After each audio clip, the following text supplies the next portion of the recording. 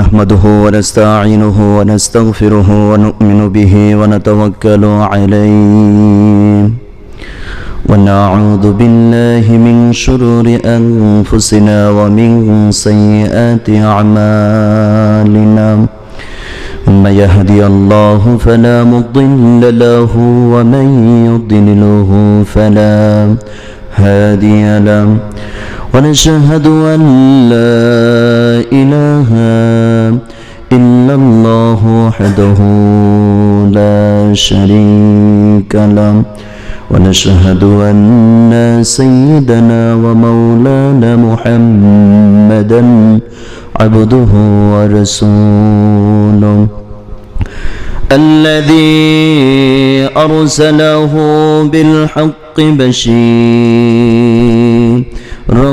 ونذيرا وداعيا إلى الله بإذنه وسراجا منيرا فقد قال الله تعالى في كلامه المجيد والفرقان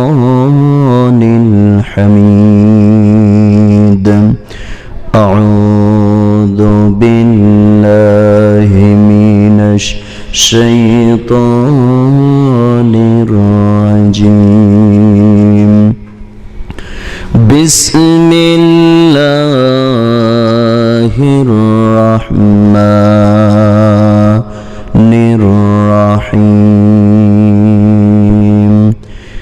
إن الله وملائكته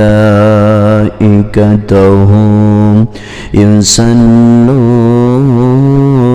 على النبي يا أيها الذين آمنوا صلوا عليه وسلموا تسليما اللهم صل على سيدنا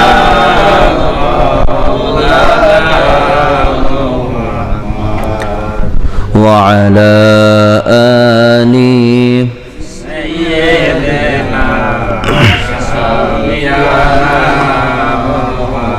আমার যখন ফুরাবে দিন আসবে গহীন রাতি থেকো আল্লাহ জীবনে হয়ে চিরসাথী আসবে গহীন রাতি আল্লাহুম্মা সাল্লি আলা সাইয়্যিদিনা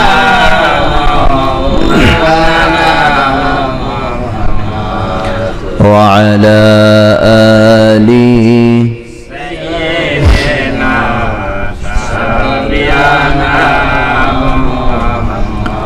আলহামদুলিল্লাহ রাব্বিল আলামিন। সমস্ত প্রশংসা ও তারিফ সেই মহান আল্লাহ পাকের দরবারে, যিনি আমাদেরকে সুস্থ অবস্থায় এত সুন্দর একটি আয়োজনে বসার সুযোগ দান করেছেন। সকলে সেই মহান রবের দরবারে শুকরিয়া আদায় করে বলছি আলহামদুলিল্লাহ। এবার সেই দরুদ সালাম যিনি হলেন মক্কাওয়ালা, মদিনাওয়ালা, কামলিওয়ালা, সেই মহান মানবের প্রতি দরুদ সালাম পাঠ করে বলছি সাল্লাল্লাহু আলাইহি ওয়াসাল্লাম। আজকে এই পীর সাহেব ডক্টর কাহারুল্লাহ দরবার শরীফে আমরা হাজির হয়েছি। বলতে বলতে আজকে 565তম। খুশি না বেজার? বলেন বলেন, খুশি না বেজার? খুশি আলহামদুলিল্লাহ। একটু একটু করে এগিয়েই চলতেছে। আল্লাহ তাআলা যেন এই খিদমতকে আমাদের সকলের নাজাতের উসিলা হিসেবে কবুল করে নেন। পড়ছি আমিন। সম্মানিত হাজিরিন, আমি মাঝখানে বেশ কিছুদিন আপনাদের মাঝে উপস্থিত হতে পারি না, এই জন্য আমি ভীষণভাবে দুঃখিত এবং লজ্জিত। আল্লাহ তাআলা আমাদের উভয়কে মাফ করে দেন। পড়ছি আমিন। সম্মানিত হাজিরিন, কিছু ব্যক্তিগত কাজ বলতে পরীক্ষা ছিল মোটামুটি 2টা সিলেবাসের। একটা ছিল ফাজিল ফাইনাল ইয়ার এবং অনার্স থার্ড ইয়ার। 3টা এক্সামের ব্যস্ততার কারণে সুযোগ হয় নাই। গোটা নভেম্বর এবং ডিসেম্বর 2 মাস টানা পরীক্ষার মধ্য দিয়ে কেটেছে। এর মধ্য দিয়ে আবার মাহফিল চলেছে, আলহামদুলিল্লাহ। পড়েন এমনও দিন গেছে আগের দিন মাহফিল করে রাতে তো ঘুম হয় নাই, পরের দিন সকাল 9টা থেকে 1টা পর্যন্ত পরীক্ষা দিয়ে এসে ঘুমানোর কোনো সুযোগ নাই, ওই অবস্থায় মাহফিলে চলে গেছি, ঘুমানোর কোনো সুযোগ হয় না, এরকমও হয়েছে। তো আল্লাহ পাক পার করে দিয়েছেন। আল্লাহ তাআলা সব কিছুকে আল্লাহ তাআলা আমাদের প্রত্যেকের পরকালীন কল্যাণ হিসেবে কবুল করে নেন, পড়ছি আমিন। সম্মানিত হাজিরিন, যেহেতু রজব মাস পার হয়ে চলেই গিয়েছে, তো রজব মাসে কিছু শিক্ষণীয় কথা রয়েছে, হয়তো আলোচনা আপনারা শুনেছেন কম বেশি, বিভিন্ন জায়গা থেকে বিভিন্নভাবে আলোচনা শুনেছেন, এখানেও শুনেছেন।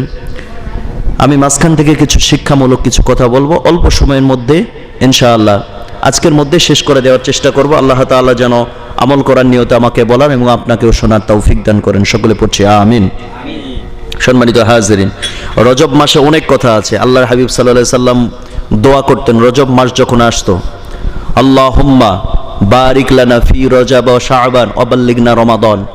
আল্লাহ তাআলা আপনি আমাকে রজব এবং শাবান মাসের বরকত দান করুন এবং রমজান পর্যন্ত আমার হায়াতকে বৃদ্ধি করে দেন, আমরাও পড়ছি আমিন।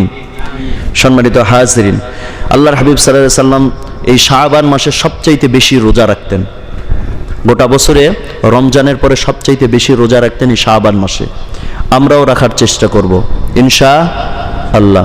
তবে রজব মাসের কিছু শিক্ষা রয়েছে। রজব মাস আমাদের কাছে আসলো, কি শিক্ষা দিল, সেগুলো শিখে বাস্তব জীবনে আমল করার দরকার আছে না নাই? বলেন আছে না নাই? আছে, সেগুলো বাস্তব জীবনে আমল করতে হবে। আসুন আমরা রজবের শিক্ষাগুলো নেবার চেষ্টা করি। আল্লাহ রাব্বুল আলামিন বলেন, সুবহানাল্লাযী أسرى بعبده ليلا من المسجد الحرام إلى المسجد الأقصى الذي باركنا حوله لنريه من آياتنا إنه هو السميع البصير। সূরা বনী ইসরাঈল 15 নম্বর পারার প্রথম নম্বর পৃষ্ঠার প্রথম নম্বর রুকুর প্রথম নম্বর লাইনের প্রথম নম্বর আয়াত। এটা আল্লাহ পাক জানিয়েছেন সেই মহান পবিত্র সত্তা যিনি তার বান্দাকে মসজিদে হারাম থেকে মসজিদে আকসায় ইসরা করিয়েছেন, রাত্রি ভ্রমণ করিয়েছেন। কোরআনের ভাষায় বলা হয়েছে ইসরা তথা রাত্রি ভ্রমণ, আর হাদিসের ভাষায় বলা হয়েছে আল্লাহর হাবিব সাল্লাল্লাহু আলাইহি সাল্লাম মেরাজ করেছেন তথা ঊর্ধ্বগমন করেছেন। পড়েন সুবহানাল্লাহ। মেরাজ সম্পর্কে আপনারা অনেক ওয়াজ শুনেছেন, কিন্তু মেরাজ থেকে শিক্ষণীয় কিছু বিষয় রয়েছে।